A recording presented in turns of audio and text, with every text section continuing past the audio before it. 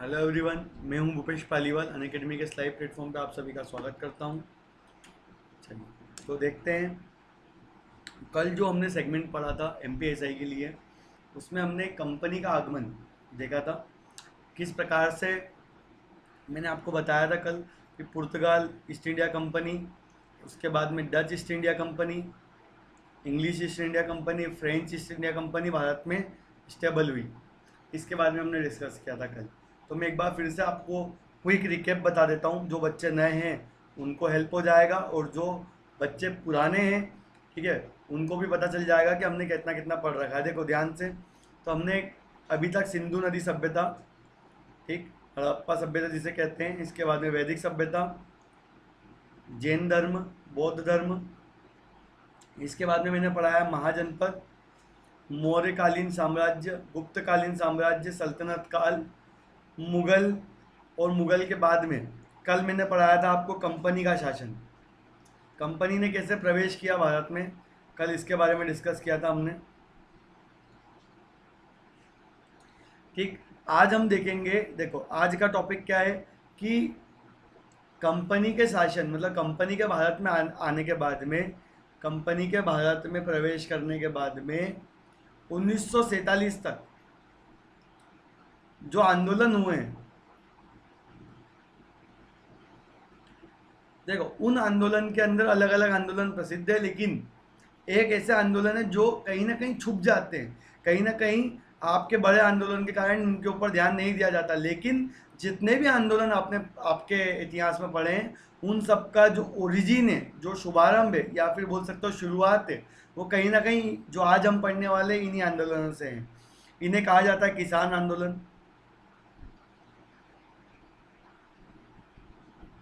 तो देखो, अंग्रेजों ने भारत पर आए, भारत पर धीरे धीरे कब्जा करना शुरू करा। कब्जा करना शुरू करा तो उसकी सबसे पहली शुरुआत अगर मैं कहूँ आपसे, तो वो है प्लासी का युद्ध। प्लासी का युद्ध याद रखना, वॉर ऑफ प्लासी। इसके बाद में बक्सर का युद्ध, बक्सर का युद्ध, ठीक। और इन दो युद्ध के बाद में अंग्रेजों की शक्तियां बहुत ज़्यादा तेजी से बढ़ गई, और बंगाल वाला जो रीजन है, बंगाल वाला जो क्षेत्र है, वहां पे अंग्रेजों का कब्जा बढ़ गया। इसी के बाद है प्लासी का युद्ध 1757, बक्सर का युद्ध 1764। इन दो युद्ध के बाद में ही क्या आया था, 1773 में रेगुलेटिंग एक्ट आया था, रेगुलेटिंग एक्ट। और इसी एक्ट के तहत, रेगुलेटिंग एक्ट के तहत, पहली बार कंपनी को जो भारत के ऊपर रूल्स थे उसके लिए इंग्लैंड की संसद से रूल बुक आई थी, और यही रेगुलेटिंग एक्ट कहलाता है। अब इसके बाद में क्या होगा, समय समय पर अलग अलग जगह पे, भारत के अलग अलग हिस्सों पर अंग्रेजों के द्वारा महाजन, या बोल सकते हो आप जो उस क्षेत्र के अमीर लोग हैं उनके द्वारा, ठीक है, किसानों और मजदूरों के ऊपर क्या किया जाएगा, अत्याचार किया जाएगा। और ये इनके विरोध में खड़े होकर क्या करेंगे, आंदोलन करेंगे। और यही आज हमको पढ़ना है। बड़ा ही अच्छा टॉपिक है, मज़ा आएगा काफ़ी। शुरू करते हैं टॉपिक। में बता दूं क्या चल रहा है। लक्ष्य एमपीएसआई 2020, देखो एक कोर्स चल रहा है जिसके अंदर 45 डे के अंदर बेटा हम क्या करने वाले हैं, एमपीएसआई की तैयारी करने वाले, प्रिपेयर करने वाले टोटल। जिसमें आपकी क्लास डेली लगती है 7 बजे रूप सर पढ़ाते हैं आपको, 9:30 बजे योगेंद्र सर, 1 बजे श्याम सर, 3:30 बजे मैं आया हूँ आपके सामने, 5 बजे शोएब सर पढ़ाते हैं, और 7 बजे आपको पढ़ाते हैं तरुण शर्मा सर। ठीक, तो ये भी ध्यान रखें, अपना क्लास का टाइम 3:30 बजे, भूलना नहीं है। देखो, किसान और आदिवासी और अन्य आंदोलन के बारे में आज हमको पढ़ना है। सबसे पहले एक बात बता दूं, देखो नील विद्रोह, पाबना विद्रोह, चंपारण सत्याग्रह, बारदोली का सत्याग्रह, मोपला सत्याग्रह, ये बहुत फेमस फेमस किसान विद्रोह है जिसके बारे में आज हम डिस्कस करने वाले हैं।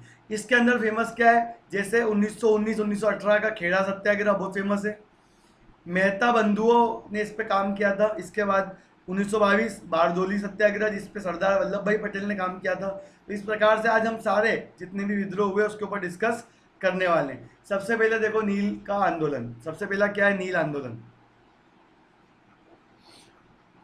नील आंदोलन, नील का आंदोलन क्या हुआ था? देखो नील आंदोलन के अंदर बहुत सारे लोगों को समझ में नहीं आता। सुनो, देखो नील आंदोलन क्या है। देखो यह आंदोलन भारतीय किसानों द्वारा ब्रिटिश सरकार के द्वारा नील उत्पादक बढ़ाने के लिए किए गए प्रयासों का विरोध था।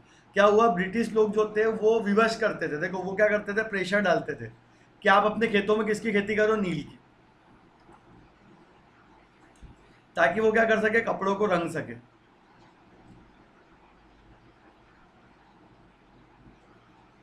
कपड़े को रंगा जा सके उसके लिए। लेकिन इसकी एक प्रॉब्लम थी बेटा, इसका प्रॉब्लम ये था कि जो नील है इसका प्राइस इतना ज़्यादा नहीं मिलता था, इसका जो प्राइस है वो इतना ज़्यादा नहीं मिलता था।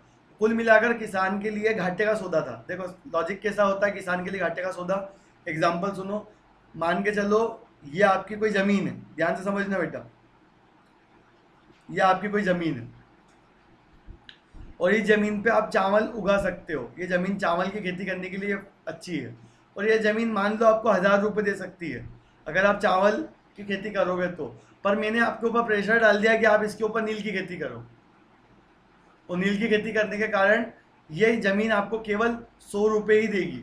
लेकिन आपके ऊपर प्रेशर डाला गया है कि आप नील की खेती करो, तो आप जहाँ 1000 रुपये कमा सकते थे आप कितना कमा रहे हो, 100 रुपये कमा रहे हो।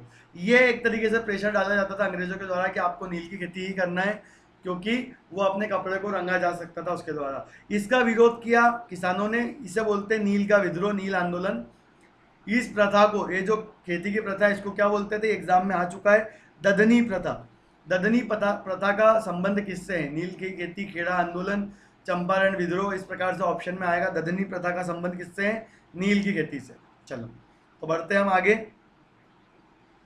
दक्कन विद्रोह, दक्कन विद्रोह की तरफ बढ़ने से पहले मैं आपको बता दूं कि जितना भी सेगमेंट चल रहा है इसका पीडीएफ अगर आपको चाहिए बेटा तो टेलीग्राम का लिंक दिया हुआ है नीचे, ध्यान से देखो, टेलीग्राम का लिंक दिया हुआ है, टेलीग्राम पे ऐड हो जाओ, ठीक, तो आपको पीडीएफ मिल जाएगा इस वाली स्लाइड का, ठीक। चलो दक्कन विद्रोह क्या है, ध्यान से देखो। महाराष्ट्र के पूना और अहमदाबाद, जो अहमदनगर जो क्षेत्र है महाराष्ट्र के पूना और अहमदनगर, वहाँ पे मारवाड़ी और गुजराती कुछ लोगों ने क्या कर रखा था, हथकंडे अपना रखे थे। वो कैसे हथकंडे अपना रखे थे, उन्होंने किसानों का शोषण कर रखा था, किसानों का बुरी तरीके से शोषण कर रखा था। इसके अंदर एक खास बात क्या थी, देखो कुछ भी साइन करवा लेते थे किसानों से और बहुत ज़्यादा ब्याज पे उनको क्या करते थे, पैसा दे देते थे। इस कारण से क्या होता था, किसान की पूरी उम्र निकल जाती थी, वो कर्ज से मुक्ति नहीं पा पाता था बेटा, कर्जा उसका हमेशा सर पे रहता था। इसी बात को ध्यान में रखते हुए सूदखोर कालूराम ने, एक कालूराम एक सूदखोर था, उसने एक किसान था, नाम था बाबा साहिब, बाबा साहिब देशमुख जो था उसके खिलाफ क्या करा, उसका घर नीलाम कर दिया। इस बात से ये यहाँ से शुरू हुआ था ये दक्कन का विद्रोह। तो सूदखोर कालूराम और बाबा साहेब जो थे देशमुख, उनके खिलाफ क्या करा, उसने जमीन को हड़प लिया था। तो बाद में क्या करा, कालूराम ने विद्रोह कर दिया और ये किसान विद्रोह के रूप में उठा, दक्कन का विद्रोह बोलते हैं इसको, महाराष्ट्र का विद्रोह। आगे देखो मोपला विद्रोह, ये बहुत फेमस है, 1920 का विद्रोह है मोपला। देखो केरल के मालाबार क्षेत्र में, मालाबार क्या होता है जिसको नहीं पता ध्यान से देखो बेटा, मालाबार मतलब क्या है, तो देखो ये आपका भारत का प्रायद्वीपीय भाग ऐसा कुछ दिखता है। तो केरल का जो ये बेटा हिस्सा है ना, केरल जो नीचे केरल वाला हिस्सा है, इस तट को बोलते हैं मालाबार तट, मालाबार तट, ठीक। अरब सागर है ये, और अरब सागर में ये वाला हिस्सा कहलाएगा मालाबार तट, ठीक। तो देखो मोपला विद्रोह कहाँ पे हुआ था, केरल के मालाबार क्षेत्र में हुआ था मोपलाओं द्वारा। मोपला एक जनजाति है वहाँ पे। तो देखो क्या हुआ था कि अंग्रेजी हुकूमत के खिलाफ था ये, जिसमें भाग किसने लिया था, महात्मा गांधी, शौकत अली, मौलाना अबुल कलाम आज़ाद, ऐसे बड़े बड़े नेताओं ने भाग लिया था, इसलिए फेमस है। और सबसे मेन क्वेश्चन जो आपके एग्जाम में आएगा, मोपला विद्रोह के मुख्य नेता कौन थे, अली मुस्लियार। मोपला विद्रोह के मुख्य नेता कौन थे, अली मुस्लियार। चलो आगे बढ़ते हैं। इसके बाद यह आंदोलन स्थानीय मोपला नेताओं के हाथ में चला गया था। पहले बड़े बड़े नेता लोग आए थे, बाद में मोपला नेताओं ने बागडोर संभाली और इसका पुरजोर विरोध किया। आगे कूका विद्रोह, बड़े आसान है, देखो मैं हर विद्रोह के बारे में एक स्टोरी आपको बताते जाऊंगा, जब आपको हर स्टोरी पता रहेगी तो आप कभी भी नहीं भूलोगे।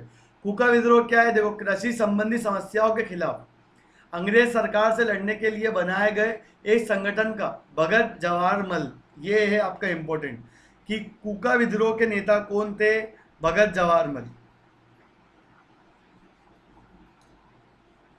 ये एग्जाम में आ सकता है, कूका विद्रोह के नेता कौन थे, भगत जवाहरमल।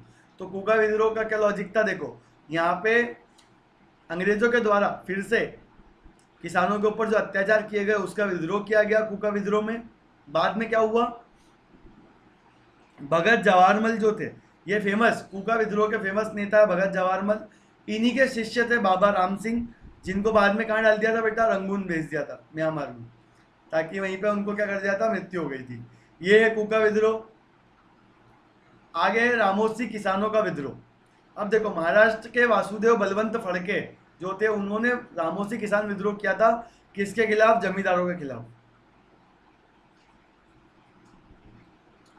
अब अभी तक जितने मैंने विद्रोह बताया उसमें से मेरे हिसाब से आपने केवल नील विद्रोह सुना होगा, बाकी आपने पहली बार देखे होंगे विद्रोह, ठीक है। इनके बारे में इतनी इतनी जानकारी है, लेकिन अब जो विद्रोह आपके सामने आने वाले हैं, जैसे खेड़ा सत्याग्रह, चंपारण सत्याग्रह, बारदोली सत्याग्रह, अब आने वाला है एक एक करके, तो आप हो जाइए उसके लिए रेडी, उसकी कहानियों के लिए रेडी हो जाइए। और फिर से कहूँगा, जो स्लाइड चल रही है इसका PDF अगर आपको चाहिए तो टेलीग्राम का लिंक दिया हुआ है डिस्क्रिप्शन में, ऐड हो जाइए हमारे टेलीग्राम ग्रुप पर। इसके अलावा जो भी डाउट रहे तो आप कमेंट करके ज़रूर भेजा करें, ठीक। तो आप चाहे तो अनअकैडमी डाउनलोड भी कर सकते हैं, वहाँ पे मेरी क्लास होती है डेली 12 बजे, डेली 12 बजे क्लास है अपनी, फ्री क्लास है। और यहाँ पे केवल 20, 25, 30 मिनट की क्लास होती है जो आप देख रहे हो अभी, ठीक है। लेकिन ऐप पर अपनी क्लास होती है 1 और की, तो वो ज़रूर देखने आए आप। चलो, अगर कोई सब्सक्रिप्शन लेना चाहता है, ठीक है, वैसे तो जो क्लास मैंने बताई है आपको पहले, ये फ्री है बेटा, ये क्लास फ्री है। लेकिन अगर कोई प्लस लेना चाहता है तो देखो, ऐसे तो प्लस होता है 7000 ईयर का, लेकिन अगर रेफरल कोड पुट करता है भूपेश लाइव तो 6300 हो जाएगा अपना, तो ये भी ध्यान रखें। चलो, रंपाओं का विद्रोह। अब देखो रंपाओं का विद्रोह क्या है। आंध्र प्रदेश में सीताराम राजू जो थे, उनके नेतृत्व में औपनिवेशवाद के खिलाफ रंपाओं ने विद्रोह किया था। सीताराम राजू, आपको हर विद्रोह के जो नेता है उनका नाम याद रखना है, किस विद्रोह के कौन से नेता फेमस है।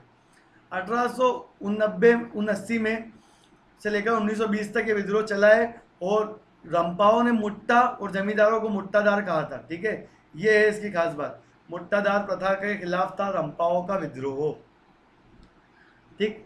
ताना भगत आंदोलन, अगला क्या है आपका, ताना भगत आंदोलन। और ये तो बहुत फेमस है, देखो एक आपने सुना होगा बिरसा मुंडा या मुंडा विद्रोह, तो देखो क्या है विद्रोह, सुनो। झारखंड वाला जो क्षेत्र है, आपने देखा है झारखंड वाला क्षेत्र, उस क्षेत्र में क्या करते थे, वहां पे जनजाति के लोग ज्यादा रहते थे बेटा, ठीक है। अभी भी वहीं पे जनजाति के लोग ज्यादा है। झारखंड वाला जो क्षेत्र, जनजाति क्षेत्र जो है, वहां पे उस क्षेत्र पर जनजाति लोग ज्यादा है, तो उनका विकास भी वैसे भी कम हुआ था।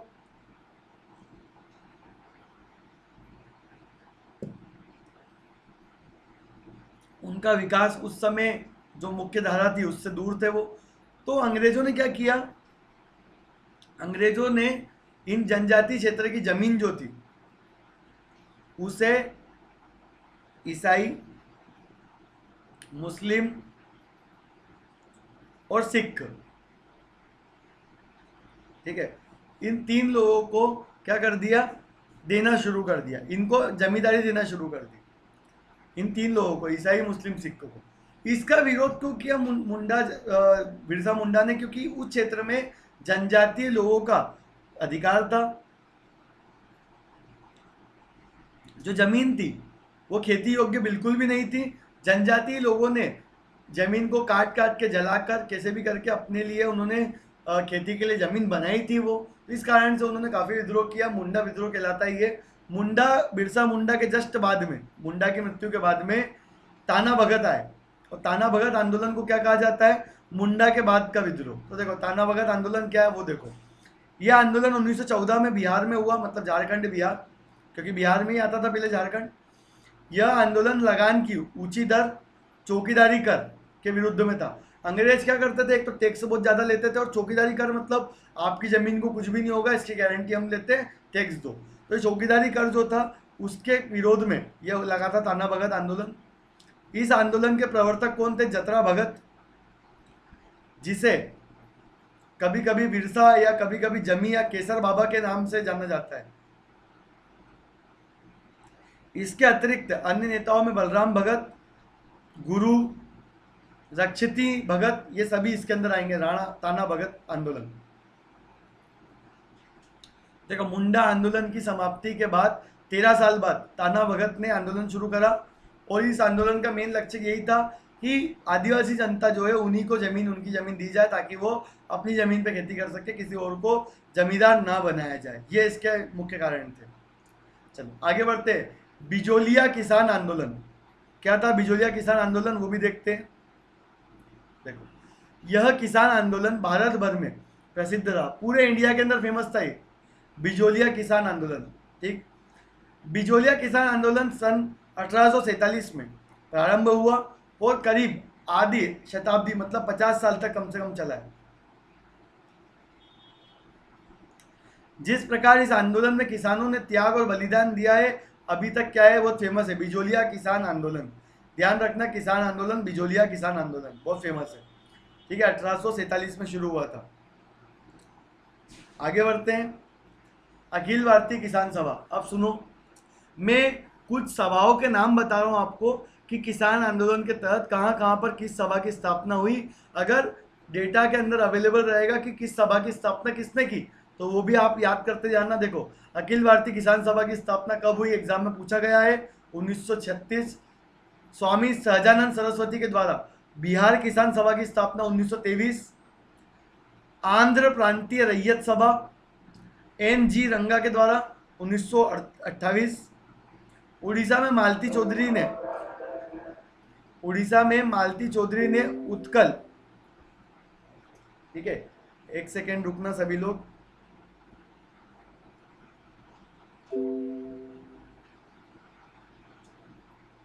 एक मिनट,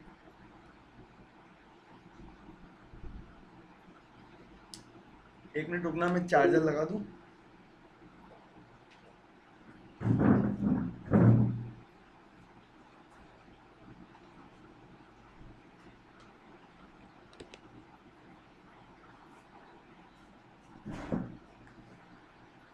चलिए, नॉर्मली चार्जर की पिन पास में ही रहती है, आज थोड़ा दूर रह गई थी। ठीक, चलिए, तो देखो उड़ीसा के अंदर क्या हुआ था, देखो उड़ीसा में मालती चौधरी जो है, ठीक है, उन्होंने उत्कल प्रांतीय किसान सभा की स्थापना की थी। बहुत फेमस है मालती चौधरी का उत्कल प्रांतीय किसान सभा, बहुत समय तक पॉलिटिकल पार्टी भी रही थी ये। ठीक, इसके बाद में बंगाल में टेनेसी एक्ट, तो ये एग्जाम में आया हुआ क्वेश्चन है, टेनेसी एक्ट कहाँ पे लगाया गया था, बंगाल में। किसको?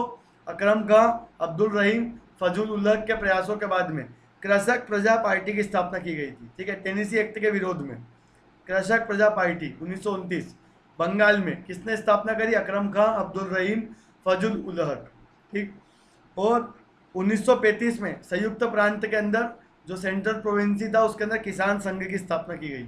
सबके नाम अलग अलग है, याद कर सको तो सारे कर लेना, लेकिन जो महत्वपूर्ण है, जो भूलना नहीं है, अखिल भारतीय किसान सभा, किसान कृषक प्रजा पार्टी, ये बहुत ज़्यादा इंपॉर्टेंट है। ठीक, फ्री मॉक टेस्ट रहता है अपने ऐप पर, अगर आप चाहे तो फ्री टेस्ट देने के लिए आ सकते हैं। अपनी क्लास होती है 12 बजे डेली। ठीक, प्लस की कोर्स शुरू हो चुके हैं अपने, 4 बजे डेली क्लास लगती है प्लस की क्लास, और 12 बजे स्पेशल क्लास। देखो 12 बजे वाली जो क्लास है वो है फ्री, वो सब अटेंड कर सकते हैं। प्लस की क्लास वो अटेंड कर सकते हैं जो रेफरल कोड यूज़ करके सब्सक्रिप्शन लेंगे पेड कोर्स से। ठीक, चलो, अनअकैडमी आपके लिए क्यों जरूरी है? क्योंकि यहाँ पे आपको पढ़ाते हैं इंडिया के टॉप एजुकेटर, मैंने आपको पहले भी बताया है। ठीक, चलो, तो अब बढ़ते हैं चंपारण सत्याग्रह। अब आपको मजा आएगा। देखो चंपारण सत्याग्रह क्या है। चंपारण का मामला वैसे तो बहुत पुराना था, पर बाद में इसमें एक क्रांति उठी। चंपारण विद्रोह क्या था वो बताता हूँ, देखो सुनो। बिहार वाला जो क्षेत्र है चंपारण, तो वहाँ के जो किसान थे बेटा, उनके ऊपर एक प्रथा लगी हुई थी जिसको बोलते हैं 3 कटिया प्रथा। देखो ध्यान से यहाँ लिखा हुआ है 3 कटिया प्रथा, एग्जाम में आता है। 3 कटिया प्रथा कहाँ की बहुत ही ज़्यादा प्रसिद्ध है या कहाँ पे लगी थी? 3 कटिया प्रथा, तो आप याद रखो 3 कटिया प्रथा बिहार में लगी थी। किसके द्वारा लगाई गई थी? अंग्रेजों के द्वारा लगाई गई थी 3 कटिया प्रथा। अब क्या होता है 3 कटिया प्रथा का मतलब? 3 कटिया प्रथा का मतलब होता है बेटा कि आपका खेत मान लो 20 बीघा का है, मान लो आपके खेत कितने का है? 20 बीघा का मान लो, तो आपको 3 बीघा पे नील की खेती करना ही कंपलसरी है, कंपलसरी है। अगर आपका 40 बीघा है तो 6 बीघा पे आपको खेती करना कंपलसरी है। तो कुल मिला के 3 कटिया प्रथा का मतलब क्या है? 3/20। आपको 20 में से 3 हिस्से पे नील की खेती करना कंपलसरी था। अब ये एक तरीके से प्रेशराइज था। अब जनता ने बात को मान लिया, ठीक है। जनता ने क्या करा? इस बात को मान लिया कि ठीक है हम क्या करेंगे, 3 कटिया प्रथा को मान लिया। इसका विरोध नहीं था। बहुत सारे लोगों को लगता है 3 कटिया प्रथा का विरोध था, चंपारण में नहीं बेटा। हाँ 3 कटिया प्रथा जरूर थी पर विरोध इसका नहीं था। अब क्या हुआ कि किसान 17 भाग पे तो अपनी फसल लेता था और 3 भाग पे नील की खेती। नील की खेती की विशेषता मैं आपको बता दूं कि मान लो इसको करने के लिए किसान ने 100 रुपये लगाए बिजनेस में, तो किसान को वापस मिलते थे 50 रुपये। मतलब लॉस ही था पर करना पड़ रहा है, प्रेशराइज कर रखा है। अब क्या हुआ? 17 बाकी के 17 भाग से वो पैसे कमा ही रहा था किसान। आगे जाकर क्या हुआ वो देखो। आगे जाकर क्या हुआ कि नील की जो फसल थी, नील की जो कारखाने थे, वो क्या हो गए? बंद होना शुरू हो गए। अब नील की फसल बंद हो रही है, खेती बंद हो रही है, तो किसानों को भी नील की खेती करने से क्या कर देंगे? मना कर दिया जाएगा। लेकिन क्या हुआ, एक तो इनको मना नहीं कर रहे थे, दूसरा जो साहूकार, जो महाजन वहां के थे, वो किसानों से पुराना जितना भी उनके ऊपर कर्ज था, जो कि नील की खेती के कारण ही हुआ है, वो बिल्कुल भी कम नहीं कर रहे थे, रियायत नहीं दे रहे थे। तो इसी का विरोध करने के लिए, ठीक है, राजकुमार शुक्ल किसके पास गए? मोहनदास करमचंद गांधी, महात्मा गांधी के पास गए और महात्मा गांधी ने भारत में अपना पहला सत्याग्रह शुरू करा। याद रखो चंपारण सत्याग्रह। देखो चंपारण का मामला बहुत पूरा। चंपारण के किसानों से अंग्रेज बागान मालिकों ने एक अनुबंध कर रखा था कि वो अपने खेत में 3/20 पे नील की खेती करेंगे, अनिवार्य। इसे 3 गठिया प्रथा कहते थे।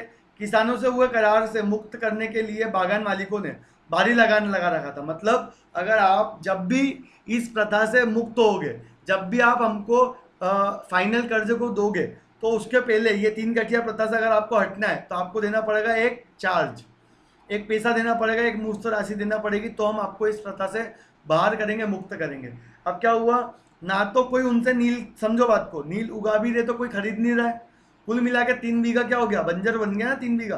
कोई आपसे कोई 3 बीघा के नाम पे कुछ खरीद ही नहीं रहा है। वो जो बची हुई तीन भाग है भूमि का, उस पर कोई भी कुछ कर ही नहीं रहा है। तो ये बात से परेशान होकर इस पर विद्रोह हुआ। महात्मा गांधी ने इस विद्रोह में भाग लिया। चंपारण सत्याग्रह उनके द्वारा किया गया पहला विद्रोह भारत के अंदर। राजकुमार शुक्ल ने किसानों का नेतृत्व किया था और बाद में यही राजकुमार शुक्ल महात्मा गांधी को लेकर आया था, याद रखना। आगे बढ़ते खेड़ा सत्याग्रह। आप सुनो खेड़ा सत्याग्रह क्या है, सुनो। खेड़ा चंपारण के बाद में किसानों के बीच में महात्मा गांधी का एक तरीके से बहुत ज़्यादा महत्व बढ़ गया था। अब खेड़ा नामक जो जगह वो गुजरात में है, याद रखना। खेड़ा कहाँ पर है? गुजरात में। अब क्या हुआ, इसको वास्तविक किसान सत्याग्रह कहते हैं। क्या कहते हैं इसको? वास्तविक किसान सत्याग्रह।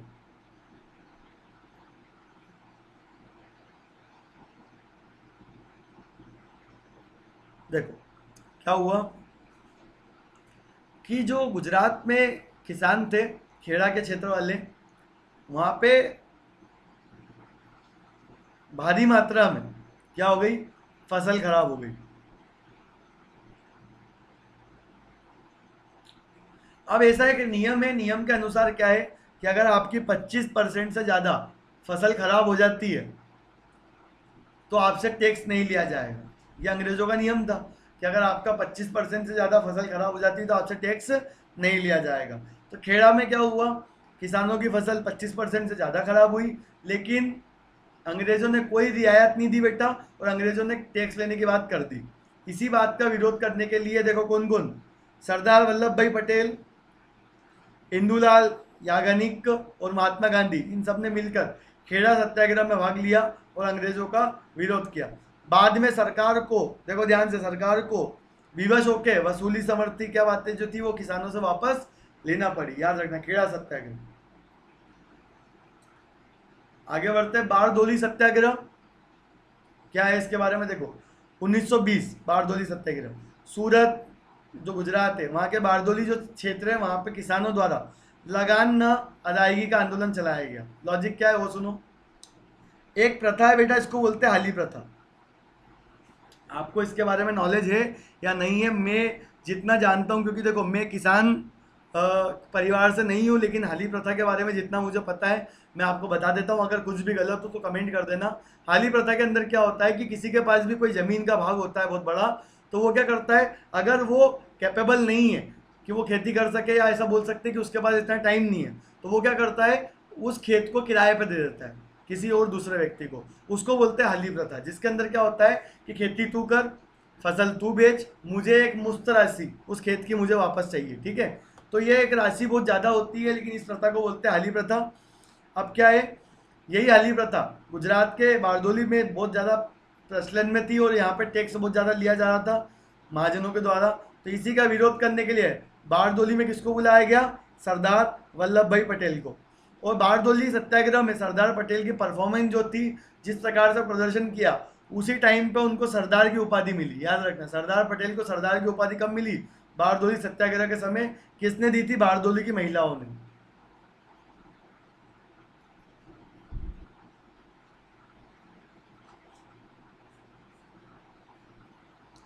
चलो अब देखो, बारडोली क्षेत्र में कलिपराज जनजाति रहती थी, जिसे हाली प्रथा के अंतर्गत उच्च जातियों ने काफी समय से पुश्तैनी मजदूर बना रखा था बेटा, मतलब आजादी नहीं कर रखा था। तो देश अंग्रेजों के गुलाम तो था ही था ही, साथ में इस प्रकार की कुछ गुलामी में भी था। तो वहाँ पे कुछ उच्च जाति के जो लोग थे उन्होंने पुश्तैनी मजदूर बना रखा था। किसको, आपके कालीपराज जनजाति के लोगों को। तो उन्होंने विरोध किया, और यही हाली प्रथा का विरोध करते हुए सरदार वल्लभ भाई पटेल ने उनको आज़ाद करवाया, मुक्त करवाया, और यही कहलाता है आपका बारडोली सत्याग्रह।